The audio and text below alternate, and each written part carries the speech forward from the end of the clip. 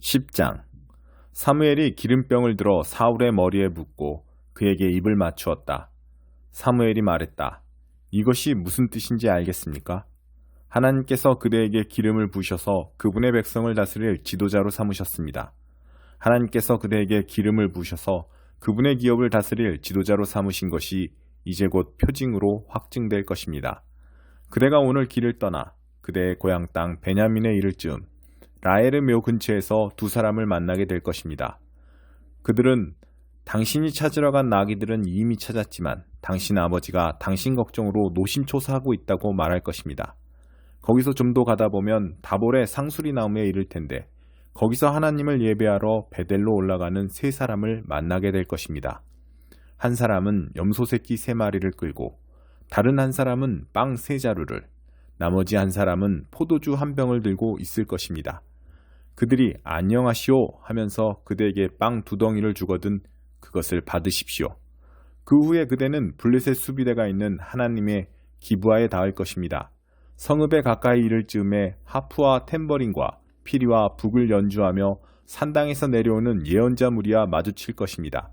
그들은 예언을 하고 있을 텐데 그대도 모르는 사이에 하나님의 영이 임하셔서 그들과 함께 그대도 예언하게 될 것입니다.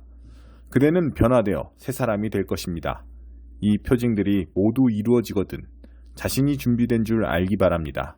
그대에게 무슨 일이 주어지든지 그 일을 행하십시오. 하나님께서 그대와 함께 하십시오. 이제 길갈로 내려가십시오. 나도 곧 따라갈 것입니다. 내가 내려가서 그대와 함께 번제와 화목제를 드려 예배할 것입니다. 7일을 기다리십시오. 그러면 내가 가서 그대가 다음에 할 일을 알려주겠습니다. 사울은 발걸음을 돌려 사무엘을 떠났다. 그 순간 하나님께서 그를 변화시켜 새 사람이 되게 하셨다. 앞서 말한 표징들도 그날 모두 이루어졌다. 사울 일행이 기브아에 이르렀을 때 그들 앞에 예언자들이 있었다. 사울이 미처 깨닫기도 전에 하나님의 영이 임하셔서 사울도 그들과 함께 예언을 하게 되었다.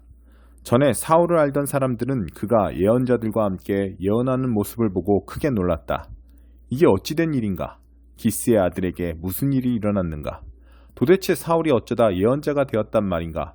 한 사람이 큰 소리로 말했다. 이 일을 시작한 사람이 누구냐?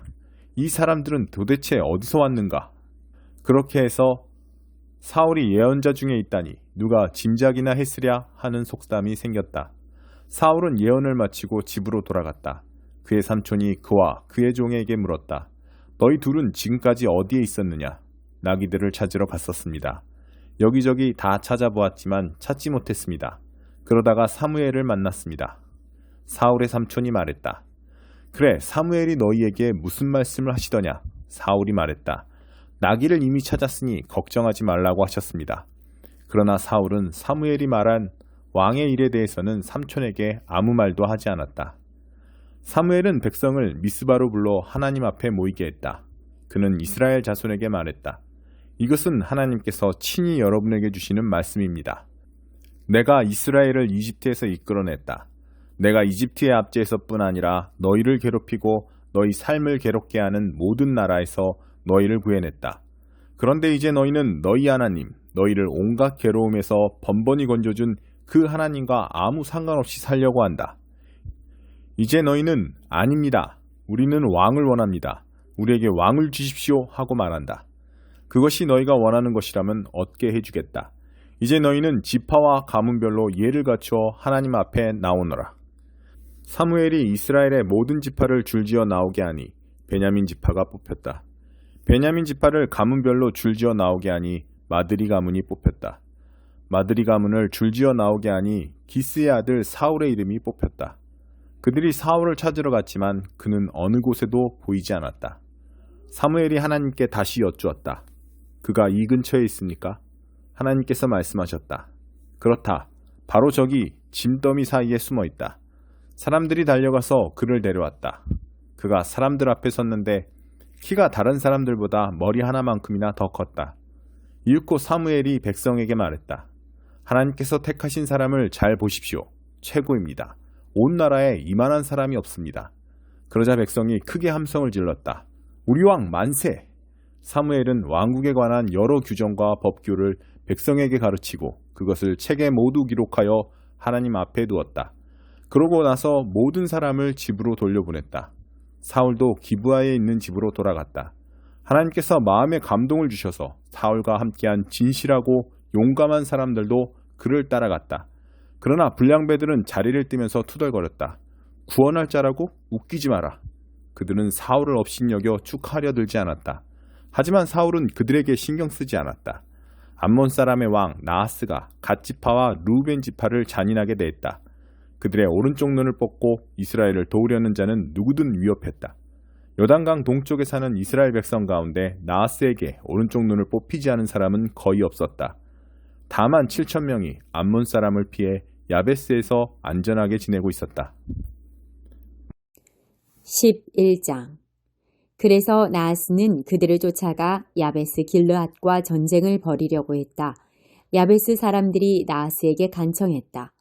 우리와 조약을 맺어 주십시오. 그러면 우리가 당신을 섬기겠습니다. 나하스가 말했다. 너희와 조약을 맺기는 하겠다만 한 가지 조건이 있다. 너희의 오른쪽 눈을 모두 뽑아야 한다. 나는 이스라엘의 모든 남녀를 욕보이고 나서야 조약을 맺을 것이다. 야베스의 성읍 지도자들이 말했다. 우리에게 이스라엘 전역에 전령들을 보낼 시간을 주십시오. 7일이면 될 겁니다. 우리를 도우러 나타나는 자가 아무도 없으면 그때 당신의 조건을 받아들이겠습니다. 전령들이 사울이 살고 있는 기브아로 가서 백성에게 사정을 알렸다. 백성이 큰 소리로 울기 시작할 때 사울이 나타났다. 그는 소를 몰고 밭에서 돌아오는 길이었다. 사울이 물었다. 무슨 일입니까? 왜 다들 울고 있습니까?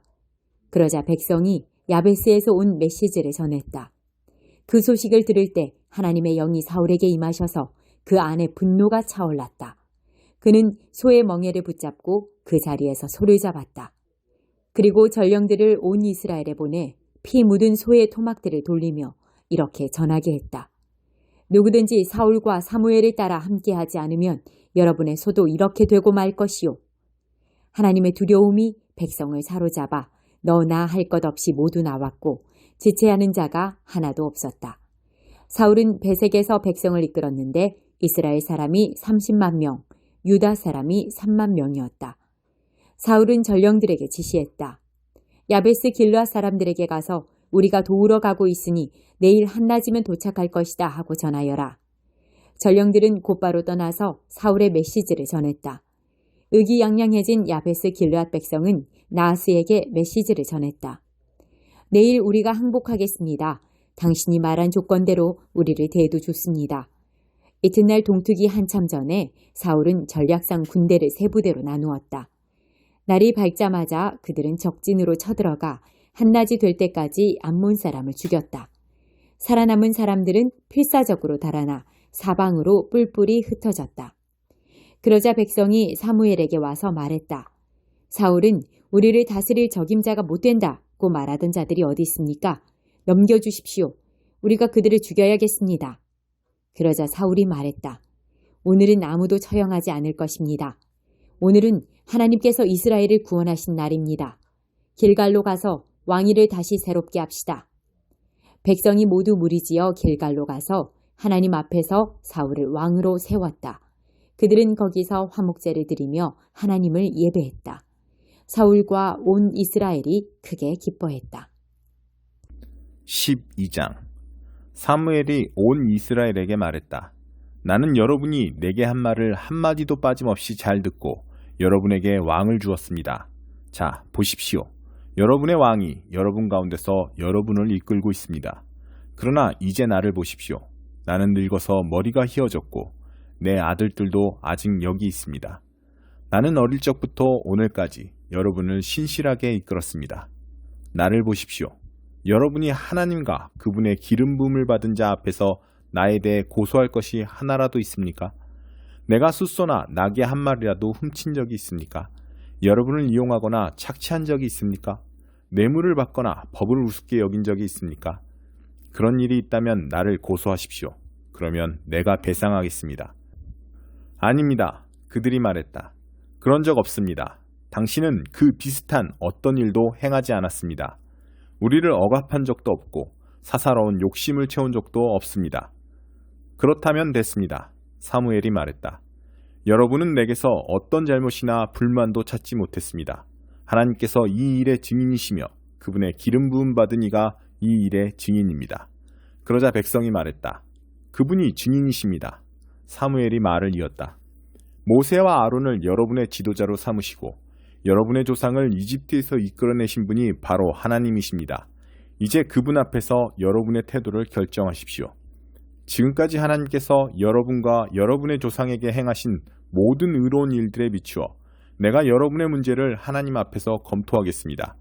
야곱의 아들들이 이집트에 들어갔을 때 이집트 사람이 그들을 핍박해 괴롭게 했고 그래서 그들이 하나님께 구원해달라고 부르짖었습니다. 하나님께서는 모세와 아론을 보내주셨고 그들이 여러분의 조상을 이집트에서 인도하여 여기 이곳에 정착하게 하셨습니다. 그러나 그들은 금방 자신들의 하나님을 잊어버렸고 하나님께서는 그들을 하솔의 군사령관 시스라에게 그 후에는 블레셋 치하의 혹독한 삶에 또 그 후에는 모압 왕에게 파셨습니다. 그들은 목숨을 걸고 싸워야 했습니다.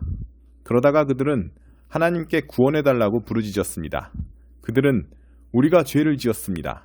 우리가 하나님을 버리고 떠나서 가나안 다산의 신들과 여신들을 섬겼습니다. 제발 우리를 원수들의 만행에서 건져주십시오. 그러면 우리가 주님만 섬기겠습니다. 하고 고백했습니다.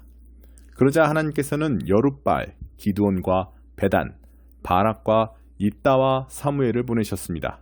그분은 원수들에게 에워싸인 혹독한 삶에서 여러분을 구원하셨고 여러분은 평안히 살 수 있었습니다.